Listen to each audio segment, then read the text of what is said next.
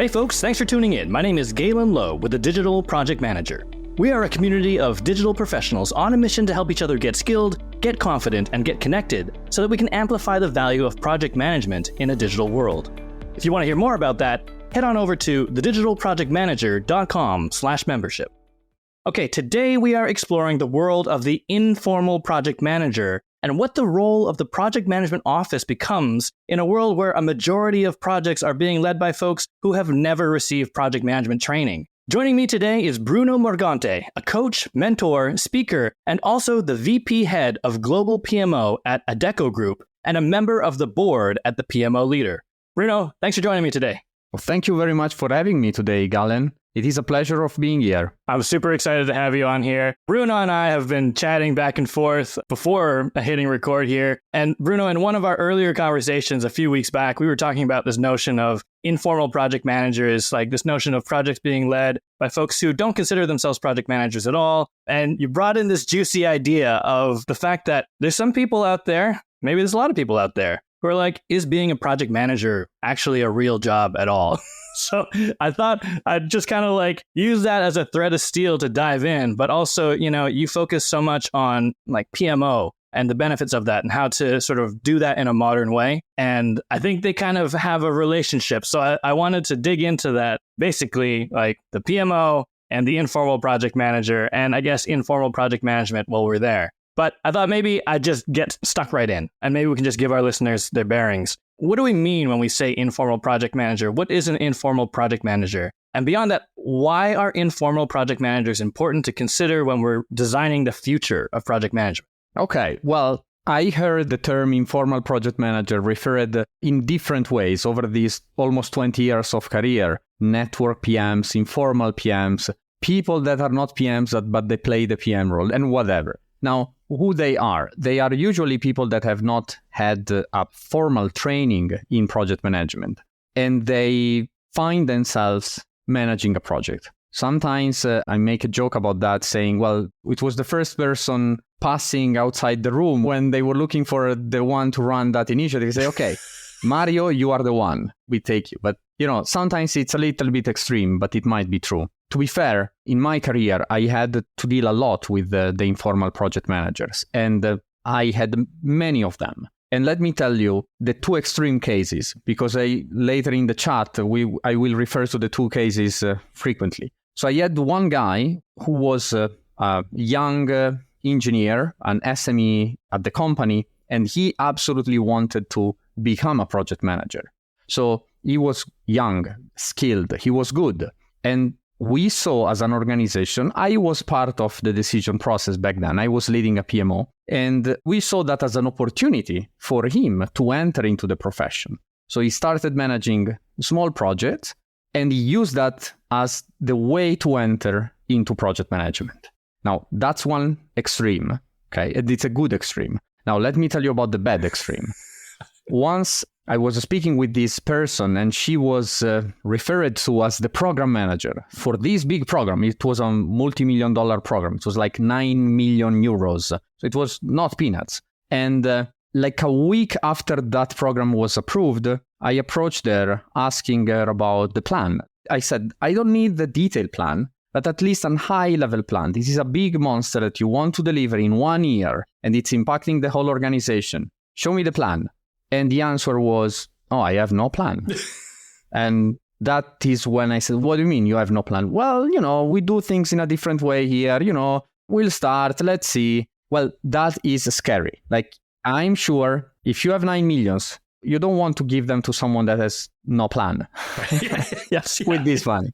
So you see, these are two extreme cases, but there is a lot in the middle. And these are potentially the informal project managers. Now, why is important to consider them for the future is because they are here and they do exist in plenty of companies, and we will have them in future as well. So they need to be considered when you are designing something, a new organization, a new setup, or the way your PMO potentially operates. That's definitely important, yes. It's funny because like so many people in the circles I travel in, they are project managers exactly for that reason. They are what we call accidental PMs, where they were Mario, right? Walking by the room and someone said, hey, you come in here. Would you like to lead this project? You're organized, you communicate well. There's nothing to it. Like, just help deliver this big project, small project, whatever. We're giving you full accountability. Go. Now, some people go down that path on that one extreme, right? Where you mentioned where it's like, okay, I'm interested in this. I want to use this path to become a project manager. And then that other extreme is interesting because, I sometimes forget that it does happen. That person that you pull into the room might be like, yeah, that's okay. Like, I'll take your $9 million budget and we don't need a plan. Like, we'll just go for it. Don't worry about it. And in both scenarios, there's like so much to learn and so many different directions to go in. And I started thinking about, a lot of my folks, they're looking at the PMP, the certification, the project management professional from PMI. And, that is definitely something, it's not day one, right? You get your PMP after you have experience. And in some ways, it sort of sends a message, I guess, to them, whether right or wrong, that you have to learn on the job. And then you get to this point where you can study and then get your certification. And it just kind of bakes all the stuff that you learned along the way. But it kind of sends this message that you have to learn it the hard way with almost no support by making mistakes, sometimes with a, 9 million euro budget. What I can say on this is the good example that I mentioned. As a fact, it is one of the main entrance in the project management world for a lot of people, including myself. I don't remember if I told you this story, Galen, but when I started my career, my corporate career, so it was roughly 20 years ago, and I was supporting the IT director of that organization. It was the country director for Italy. And I was doing, several things. Officially, I was a business analyst, but I was doing several things. Until one day, roughly 9 months into the job, the guy tells me, Bruno, I believe you will be a good project manager. Like, me, project manager? Why? I didn't know, and I didn't have good experience with PMs back then. But then he says, yeah, you are very precise. You always plan things. You get things done. You deliver. You will be a good PM. And he assigned me to my first small project. And that was for me the way to enter into this world, which I quickly understood it was great for me, and I will never leave it. I know. So, it is a way for a lot of us. That's the right way to enter. But it's important that once you are in, on one side, you need to be willing to be there and to play that role. And of course, to learn by doing, then by studying. But it is important. It's part of the process, and it's a necessary part of the process. It makes total sense. And we hear so many stories of just sort of being brought into the fold, and, for better or for worse. I had this question, I'm like, is it good or bad? But, I think your stance is it can be good and it can be bad and everything in between. But I came into this being like, okay, this is kind of, new. More and more projects are being run by folks who do not consider themselves project managers. But you just kind of shone a light on the idea that actually this has been happening for a long time now, right? Like, it is one of the sort of main entrance ways into the career. But I guess when I'm looking at today, and there's so many projects going on right now, and there's so much transformation happening. Technology is moving fast. Businesses are being forced to be very nimble. We had the pandemic that just changed the way that businesses and organizations work, and the sort of necessity for projects. I guess my main question is if these informal project managers who've got no formal project management training are running a big chunk of the world's projects right now, and those projects are being successful, then doesn't that mean that something like a PMO, like an enterprise PMO or the project management office, is becoming irrelevant? I don't think so. And let me first say something about the fact on why probably we see it more now than 20 years ago. Well, I think one of the reasons is that more and more companies entering into this project mode, project approach. And we'll talk about that later on. So definitely it's something that was already happening, but we see it more and more. And about the impact of a PMO into that and potentially the coexistence of the two, these are two different things. So let's do a step back. Project manager is there to do one thing, which is to deliver their project. There are different ways, methodologies, ways of working, approaches, fine. But in the end, the one thing that they have to do, it is to deliver their project and to be successful, hopefully. Now, a PMO, it is working on everything that is around that concept. So you might want, and again, there are different types of PMOs, different levels, different maturity levels. Now imagine that you have a PMO that is a portfolio management office. So they are managing a portfolio of projects. They are helping the organization understanding what are the right initiatives aligned with their strategies and so on. Well, of course, they are defining the project management framework of the company as well. So in simple words, how do we run projects in these organizations? And they might have different approaches, project tailoring in place, hopefully for that PMO. And all of that, it goes then into having a common way of working, a common approach, a common language, a common way of reporting your projects. And all of that is very well perceived by the organization, independently if the one that is running then the project and delivering the project is a professional PM or an informal PM. So that surrounding is still helping the project being successful and the organization obtaining what they want by those projects. So I don't see that becoming irrelevant. They are anyway part of the game. It's more interesting to see how potentially those PMOs have to adapt in a way to support this dualism, like professional PMs and non-professional PMs. That is definitely something that some PMOs have to change. I love that word support, because the way I'm thinking about it is, at least for me and I know for others as well, like you're that informal PM who's been asked to like run this project. Probably from your perspective, you're like, okay, just this one project. And in a lot of cases, they're like, it's just this one project. It's my first project. I'm not even a project manager. I don't need a framework. Let's just get this done. And I imagine that's like a common thing where there's a lot of projects happening within an organization that might have a really good PMO and a really good framework, but the person delivering the project like doesn't think that they need that framework. And so it's like this mindset of, I'm not a project manager. If I was, then, then I'd probably need all these tools and frameworks and like methodologies. Then I'll go see my friends at the PMO. But I'm just doing this one little thing, this small sort of transformation piece. I'm the sort of department owner or program owner, and we just need to move this ball from A to B. Like, what do you do about the folks who don't even ask? Like the projects that are just going under the radar, getting delivered, and then they're successful and everyone's like, well, we didn't even really need to have a framework. It still got done. Like, how do you support that? Yeah, it is one possible scenario. In my experience, most of those are actually not going to be successful. And not because there is something fundamentally wrong, but very frequently you see those small little pieces of transformation, those small projects, and sometimes they are big, like the 9 millions that I mentioned before, in which when you start a conversation with these people and you ask the basic questions, I'm not going at any higher level than the starting point, and you ask, okay, what's the purpose of this project? They don't know. What's the scope? What are you going to deliver? And they don't know. And if you don't know that, you will never be successful.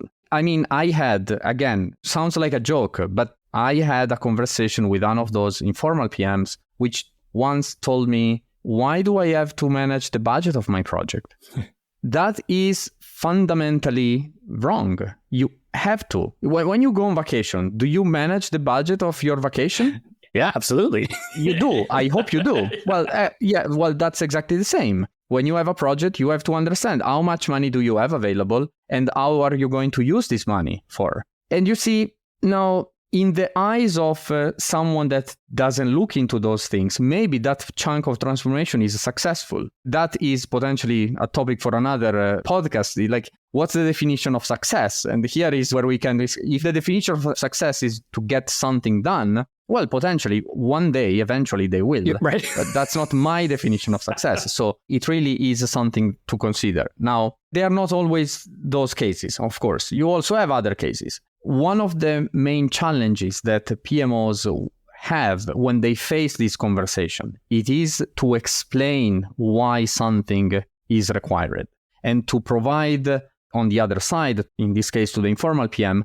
what's in it for them. So if you use this framework, it's not just about, well, this is the framework, you have to follow the framework. Why? Because I say so. That doesn't work. Like, explain why this framework is going to support them. One of the things that I see happening in a lot of our projects when the PM is not aware, and we explain, you need to follow this path. No, I don't want, or I don't need it. And they go. And then at a certain point, somebody, which is another part of the organization, is coming. Let's say IT security is approaching them and say, how come you are at this stage? You didn't speak with me back then. And now there is no way you're going to proceed with this project until you do A, B, C, because I'm not going to allow you to. Well, it helps if when you approach the PM at the beginning, as from a PMO standpoint, you explain, hey, look, if you follow this, it is because you are not alone. We are an organization. There are a lot of moving parts, and you need to know how to interact with everyone to ensure that your project in the end is successful. Because you don't want to find these roadblocks later down the stage when everyone is excited about you running your project, and well, suddenly you realize you have to rework it a lot. So again, it's another example, but I think it helps to understand. I really like that because, I mean, explaining the why is sort of the antithesis of what a lot of people think a PMO is or is going to do, right? I think a lot of folks expect that, like, you must do it this way because we said so. And I don't know if there's like so much of the why. Like, it's an educational body more than it is a, you know, like a policing body. And if it is policing, it's because there's a good reason, because you don't want to get to step 9 of 10 and realize you can't go live with this thing because, you know, you haven't gone through the compliance process. It's just sort of like risk or success management. It's funny because as you're talking, I was like, the most common thing I hear from folks who come to me who don't see themselves as project managers, and they see me as a project manager, and they're like, I'm doing this thing. It's not like a big project. Like, you know, I'm not someone who does a Gantt chart, or I'm not someone who can do a RACI matrix or, you know, an Ishikawa diagram or whatever. Like, that's not me. I'm not a PM, but can you help me run this project? And I think what was really interesting was what you said about, you know, and I think the whole project management world is sort of coming, like, we're recentering back on that. What does success look like? What is the goal? What is the purpose? Like, there's these simple-ish questions that are not project management questions that we normally think of. Like, people come to me and they're like, don't ask me to do any like qualitative risk management. Like, I don't think I'm going to be able to do that. But like, it's not these tools that are going to make or break your project. It's these core elements of like, what is its purpose? What impact do you want it to have? And I'd say even some project managers forget to ask themselves that question. Oh, yeah. So I really like that kind of like coming back to why. And it's like boiling it back down. It's not a PMO of, you know, really complicated techniques that you know, are really confusing that you must use even though you don't understand them. It's actually like the basics, the mindset.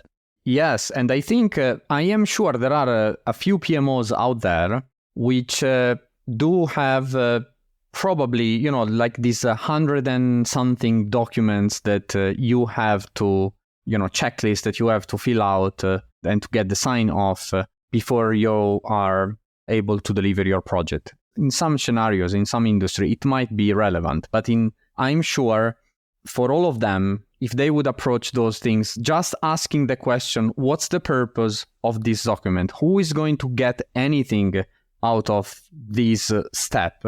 This easily reduce 50% of the stuff that you do. Now, that is a difficult exercise, is a long exercise, which involves the whole organization. And very frequently, leading a PMO, you are not in a position to run that because, you know, you face potentially other people saying, no. My stuff is absolutely necessary, always. So it's a difficult conversation, but definitely it is a way to apply a sort of simplification, which in the end, it could help the life also of the informal PMs, but also of the, let's say, professional PMs. Absolutely. It's the whole organization that will benefit out of it. I like that. It's like the sort of like, you know, it owns the culture of projects at an organization. I think, you know, even me a couple of years ago, I'd say like, oh yeah, enterprise PMO means, you know, they've got all these like PMP wielding sort of project robots like lined up in the office there. And then when there's a project, we grab a PM off the shelf and they go in and run the project because no one else could do it the way they do. And then they're going to like have the whole portfolio of projects sort of organized. And it's just this, you know, it's this machine that is like process driven and like tools driven and techniques driven. And more importantly, is like a sort of like that concept that they protect projects because, you know, heaven forbid we let someone who's not, you know, a professional project manager run a project. That's kind of like the mindset that I would have around an enterprise PMO. And I know a lot of folks in my community kind of share that. They're like, it seems like this rigid, you know, like gun for hire project manager because no one else can do it right. Like this is when you want it done right, you bring in a professional. And don't get me wrong, I imagine that there are some criteria in any PMO to be like, no, this one needs probably someone who's got a lot of experience. And this one can be an informal accidental PM. Like that's okay. But even just that mindset, like of what a PMO is and does, you know, it has this, in the circles I travel in, it, at least, it has this sort of brand, almost this like negative connotation. Something that you actually use in some of your work, you use this term human-centered PMO. And I'm picking up on this as you're talking. I'm like, okay, I kind of see it, but I'm wondering if you can kind of explain what that means to you and like how the concept of having a human-centered PMO like plays into this idea of like supporting informal project managers. Let's say what usually you mean with that, and definitely what do I mean with that, is the concept of looking into the human side of things. What does it mean? Now, it goes into those that still a lot too many people calls them soft skills. They are absolutely not soft. They are the necessary skills or the human skills. And that's why the human side. This is like to be successful in a project, independently if you are a professionist or an informal PM, you need to master them. You need to know how to communicate efficiently. You need to know how to engage your stakeholders and how to deal with them. You need to listen, and listen, which means listen to understand, not listen to answer. And all of that, you need to, involve people. There is one thing that a lot of people have asked me in the past, which is about what's the one thing that differentiates a great PM from a good PM? It is this. And all of that is necessary. Now, I will always say, as a PM, you need to master the skill of gathering people around the table. And now sometimes it's maybe a virtual table, let's say, but gathering people around the table and ensuring that even those 5, 6, 10 people that potentially are all reporting to someone different in the organization that might have a different interest, and they might be from a different background, different culture, different companies. Sometimes, you have external members as well. You need to bring all of them together, and you need to ensure that these people agree on a way forward. And this is difficult. It's not easy. And this is not necessarily project management. These are skills that are necessary to be successful. So that is definitely a way in which a PMO can support the successful delivery of projects in an organization, which is about supporting the PMs and the people around into that. Why I say the people around? Because sometimes this type of conversation, it is necessary to be done also with the sponsors. I'm sure you faced projects in which the sponsor A didn't know that person was the sponsor of the project.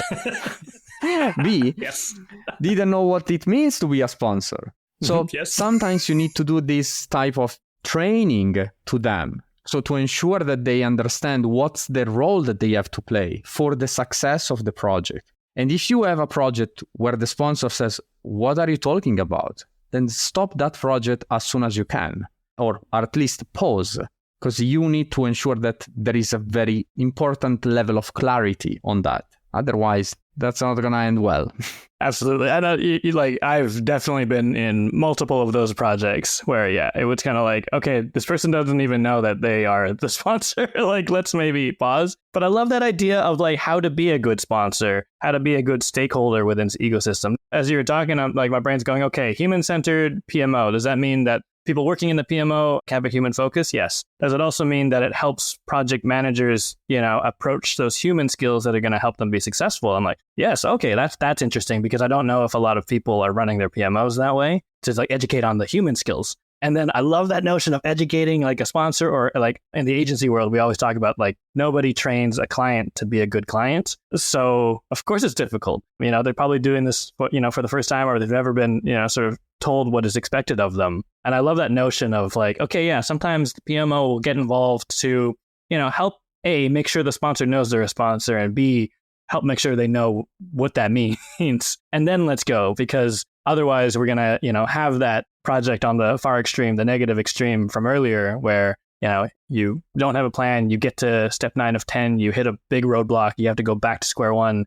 Yeah, nobody wants that. So... And you know what, Galen, sometimes sponsors, they find themselves in that position exactly like Mario found himself in a PM position. So it's there is a project in that specific department and someone up there wanted it. And for that reason, now, you are the sponsor. You even don't know what that project is about. Now, of course, if you have been a sponsor before, if you are in that position and you document yourself, so, okay, let me understand. You have a conversation with your PM, being this an informal or professional PM, and then you go. But if you just say, I'm the sponsor, and you end there, it's probably not going to end particularly well. Yeah. Yes. I love that. I want to come back to sort of this, like, how to support the informal project managers themselves. I mean, we're in a world now where generative AI is very prevalent, very well adopted and accepted. There's other emerging technologies out there now. And I'm just thinking about that thing I mentioned earlier where, someone comes to me, they're like, I can't be a project manager. I don't even know how to do a Gantt chart. And like, they're not necessarily, you don't need to know how to make a Gantt chart in order to be a project manager. That's like, they don't have that sort of correlation, but that's kind of the mindset. But now we've got these tools out there. Gen AI, we've got these large language models. We've got these tools that can sort of help professionals do their job. I'm just wondering what your take is on the role of generative AI and some of these new emerging technologies. What role do they play in setting an informal project manager up for success? They definitely would help. Let's say my view on that is that in general, I mean, AI is here. It's here to stay. We know it. And it's a good thing. I want to believe it is good for all of us and we will use it in the right way. Now, when we look at the specific example of how that a PMO could potentially use those tools to support an informal PM, there are plenty of them. Like I can imagine about, we always say, and this is something that you will read everywhere in the PM community about, well, those tools are going to help project managers getting rid of the boring stuff, like doing a project plan, for example. Okay, that's true. Now, also in a PMO, you could easily set up a chatbot that will in somehow help with all those questions, like, why do I have to manage the budget of my project? Well, then ask it and you will get an answer, and that answer will definitely help you understanding that.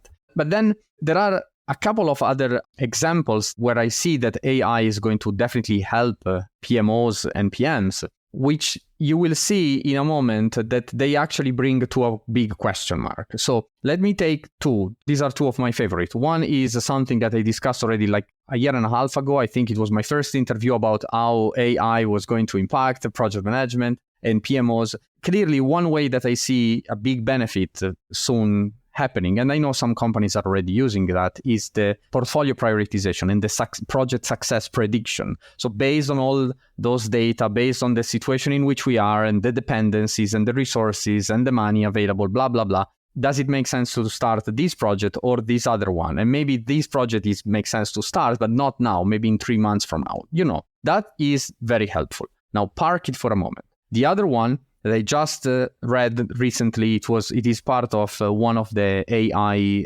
trainings of PMI. They make this very good example about the lessons learned. Why is a very good example? Because lessons learned is always something that it's very frequently a boring activity that project managers, even if informal, they have to do at the closure of the project. And you go through that, what was good, what it was right, what should we change in future, blah, blah, blah.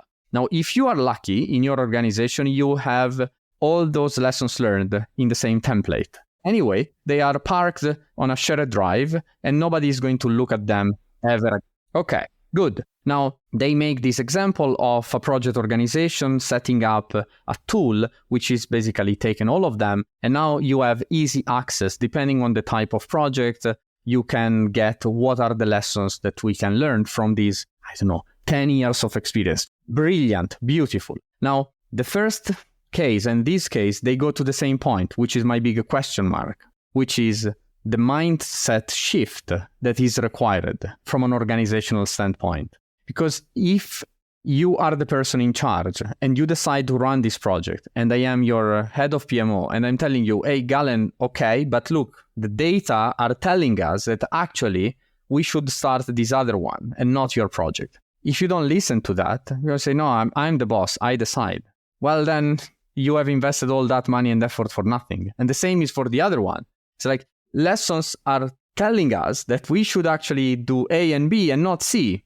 But then if you don't follow them, again, it's a wasted investment. So it is important to consider that anytime we are considering the introduction of AI, it needs to come together with a potential mindset shift, which is not a PM level, it's not a PMO level, it might be at the organizational level. And this is something that we will face over the next few months in a lot of organizations, I'm sure. It makes total sense. And I've been there in a number of organizations where one year the mission is to get better data. The next year, we're looking at that data and we're like, it's going to help us make great decisions. And then the year after that, we realized we didn't actually follow any of the advice of the data because we're like, you can't tell me what to do. We've been doing this a while. I love that idea of like a chatbot, right? It's like, okay, listen, you're going to run a project. I know you're not a trained project manager. You're going to be a sponsor. I know you've never been a sponsor before. Here, let us get you set up with this. Like, ask it anything. Like, it's tapping into our database of lessons learned. We've trained it on all of our sort of, retrospectives. It's got a lot of stuff in there. Just ask all your questions along the way, like sort of arming them with that mindset. And then, we've got this idea of like the AI helper. But I think you're exactly right. The tipping point is like, it's giving me advice, but I'm still making the decision, which unfortunately still also means that without the right culture, people can still make the wrong decision. And it's not helping the organization in any, significant way. Yeah, absolutely. I thought maybe we could dive into some of the tough stuff, the tough questions around PMO and informal PMs. I wanted to swing back to this thing that, we were talking about in a previous conversation about sort of like project management as a, real profession. And I guess, from a certain perspective, some would argue that supporting non-project managers, these informal project managers, kind of betrays the job security of project management professionals. Does the recognition of informal project managers kind of exacerbate the problem that project management is viewed less and less as a real profession these days? Interesting. I think there is a big chunk of people that potentially would consider that. And this is a problem that we face since quite a while in the project management world. It's the idea of everybody can be a project manager. And in a certain sense, project manager is a basic role. Anyone could potentially manage a project. When you go on vacation and you organize your vacation, well, you are actually managing a project. It's a small one. The same is when you organize a wedding or, a birthday party. It's a small project. So we all do it. But then I think it starts to become, when you look at it in organizations, again, if it's a small project, it might make sense. But then when it's something bigger, you probably want to give it to someone that has been there, that has a certain level of knowledge and training. I think a good analogy is the one that you have with the do-it-yourself shops. Like when something gets wrong at home, you don't always call a specialist. If it's a minor thing, you fix it yourself. But then if you need to, change the complete electric wiring of the home, maybe you want to call someone that does it as a professional. And the same is, with anything else. So I don't think it is actually, let's say, negatively impacting the fact that that's not a profession. It is about understanding that we might still be, and potentially in future, we will still be with the two roles, with the two realities. And again, as I said a few minutes ago, I still do believe that it is a great way for people that are interested into entering into that as the right way, as a good way. Like, it's great. The problem that I see is when on the other side, the person doesn't want to, they don't care, they don't want to. It's like, I don't want this. But then they find themselves into that, and that is difficult. But that will be difficult with any other profession. It's not only with project management. Actually, yeah, I was thinking that the same conversation, especially in a world of like generative AI, the same conversation is happening to like the writing profession, to like design. If an organization buys enterprise Canva license so that everyone can make graphics, are they saying that designers shouldn't be a role? Probably not. They're probably just saying that sometimes we need to produce some graphics for like social, and it's not the kind of thing that needs our design team. Our design team's going to do like deep creative brand stuff, like sort of like they're going to push the envelope. And in the meantime, we do have some of these tools that help non-designers do design work. So I'm like, okay, yeah, you're right. And the DIY thing I love too, because, fundamentally for me, I think it's risk. I'll change a light fixture, but I will not rewire my house because I think the risk is too great that I'd do it wrong and something would blow up and catch fire and, the end. And it's funny because, thinking back on it, a lot of the time people are like, oh yeah, like I couldn't do project management. I don't understand like risk management. It gets too complicated. And yes, it gets complicated. It's a very deep rabbit hole. But I think fundamentally it's like, it is still that general skill and mindset of a human to be like, yeah, it seems like a risk. Like maybe we should plan around that. And so we do kind of have that sensibility, and we kind of need that sensibility to think through how we are allocating projects. Does this need a professional, or could this be done by someone who is, an accidental, informal project manager, Mario, who just walked by, is it okay? Like Mario can come in, he'll change the light bulb, that's fine. But, if we really want to, redo the wiring, we need Veronica in here. I think that's really interesting. I wonder if we can kind of go deeper and just go into like hiring, because I have seen some organizations, some big organizations who are like, you know what, probably we don't need to hire project managers. We should just hire people and expect them to manage projects. And maybe we don't need that. And I'm just wondering, just how does an organization decide whether to hire someone who's like certified and formally trained in project management for something like a enterprise PMO function versus just hiring specialists who are capable of delivering projects, whether they use like a formal structure or not? I think a lot would depend on the type of company. If a company is even asking themselves the question of, do I really need a PM, or can I use anyone else? That company very probably is not a project type company. Let's say it's not a project organization. It is not an organization with a project management office in place or whatever PMO in place. And also, I would say it is probably a company in which a professional PM would not be particularly happy to work with, because that would be the place where a professional PM would start with, maybe let's say the risk assessment, as you mentioned, and it will come to one of the stakeholders saying, well, look, I see those risks. And they would say, and then what? Right. Yeah. Or, hey, look, the project is facing challenges. I need you to take a decision. And then the sponsor would say, well, you are the PM, make it happen. That is not something that as a professional PM you would be happy to find. Of course, you can adapt, and adapting is a great skill. Now, is it possible? Well, personally, I don't know if you will like that, but there is another analogy that I have in mind when I think about that, and it is about wine. Do you like wine, Galen? Do you drink wine? Absolutely, yes. Take a wine. Let's say we take a Chianti, which is a famous wine. Everybody knows about it. Okay, good. If you go in a whatever place, you can find a Chianti for thinking about Italy back home. €5 a bottle or much more. And sometimes you might enjoy a very simple dinner and the €5 Chianti would be okay. Sometimes you don't want to. The other day I was having a beautiful dinner with my parents and we had this beautiful T-bone and I selected my Chianti. I said, well, Mom, Dad, this is the one that I want. It was outstanding. And it's not particularly expensive, but I knew the producer, I knew the wine, and so I said, this is the one. It was outstanding. Now, what happens is, if you experience the two, well, then you can select. So, if you go to that type of dinner, that is the type of bottle that I want versus, who cares? Now, personally, for me, I would never drink the €5 bottle Chianti, but that's another story. But I can understand someone saying, if you're eating a pizza, well, that's fine. Okay. Here is the same. So do we always need professional PMs? Not really. But if I need to hire someone, especially if I want to potentially improve the project delivery success of my organization, well, then potentially that's the path that I will follow. I would definitely go into the professionalization of the body of the PMs.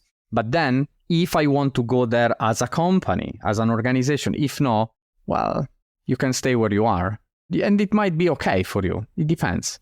I'm thinking of this one friend I have, and they always want to go to like a Michelin star restaurant, but almost for the singular purpose of like being disappointed. And you mentioned this culture, right? Of, if it's not a project organization, the culture doesn't value projects, and you're going to hire someone and then just look for ways to be disappointed because you're like, I'm spending 6 figures on this professional project manager. It's not that good. If that's your mindset already coming out of the gates, and maybe that also is a good reason to not hire a project management professional. Oh, yes. If you feel like culturally your organization is just going to be scrutinizing and wanting to be disappointed in this person because they're so expensive, then yeah, maybe that's not the right fit. All right, I'm going to round out with one last question, which is kind of more of like a general question. I'm just wondering, what's one trend or change that you see happening in PMOs today that are going to make a big impact for the future of project management at large? One change that I have seen in the project management world, not necessarily in PMOs, specifically in PMOs, it is that more and more companies are shifting towards the concept of projects. It is something that I see more and more. And it is something that it is also called like the project economy, and we know with that concept. But in the end, the more projects are there, the more project managers are going to be required, being them informal or not. And the same is with PMOs. PMOs will find themselves in companies where potentially in the past there was none. And so that is something that we are already experiencing, and we will definitely experience it more and more in future. Now, those PMOs I think they have to start understanding what are the needs and what is that particular organization willing to change. Because as a PMO, you can act on so many levels, on so many different topics. That conversation at the beginning of the engagement, it is important. You need to understand what is the expectation, and then you can prepare it for that. And this is something that it was true also 20 years ago. It didn't change, but definitely I see it more and more around. So companies that potentially before didn't have one, now they have a PMO. And sometimes they don't know exactly what they want. So if they engage someone who has built a PMO before, that person is the one in charge to trigger that conversation. Because, I do a lot of mentoring on that. I was going to bring that up. PMO leads that are getting in touch with me and telling me, well, I'm now in a head of PMO position and they don't know what I should do. That's the first question I ask them. Okay, what is your sponsor, or let's say your manager, or the one that put you in that position? What do they want you to do? Sometimes the answer is they don't know. Right. It's up to you to come with your knowledge, your skills, and say, okay, look, this is potentially, the set of services that we might have available. Which one do you want to pick? And so this is what I believe is going to happen more and more in more companies. The more they come with the idea of, okay, we need projects, and at a certain point, they will find themselves willing to have more, let's say, structure around those projects. And so I see that happening. Yes. I love that. Yeah, like to your point, it's always been that way, but now we have more of it. Yes. If somebody is in that position and listening to this podcast, they're suddenly the head of a PMO, and the PMO is new and it's confusing. How do they get in touch with you and, the mentorship group that you belong to? So definitely, well, of course, you can find me on LinkedIn. Probably the best way to find me is on my website, which is brunomorgante.com. And we can have a conversation, like start with that. And then I might be in a position to help you finding the right resources. There are, of course, mentoring programs out there. At the PMO Leader, right now, we are running the first mentoring program for PMO leaders. And it is for PMOs to PMOs. We started it and it's going great. It's a great place. And you see, usually, as I mentioned, I mentor a lot of people and they have different ages, When we talk about the PMO leaders, they are usually pretty senior already and they need help because they find themselves in situations that they have never been before. And so there is the possibility to help. So reach out, brunomorgante.com, or find me on LinkedIn. Awesome. And I'll include those links in the show notes for this episode. Bruno, thank you so much for spending the time with me today. I've had a lot of fun. It was really insightful. Oh, thank you for having me. It was a great conversation and I believe it was helpful for a lot of people. All right, folks, there you have it. As always, if you'd like to join the conversation with over 1,000 like-minded project management champions, come join our collective. Head on over to thedigitalprojectmanager.com/membership to learn more. And if you like what you heard today, please subscribe and stay in touch on thedigitalprojectmanager.com. Until next time, thanks for listening.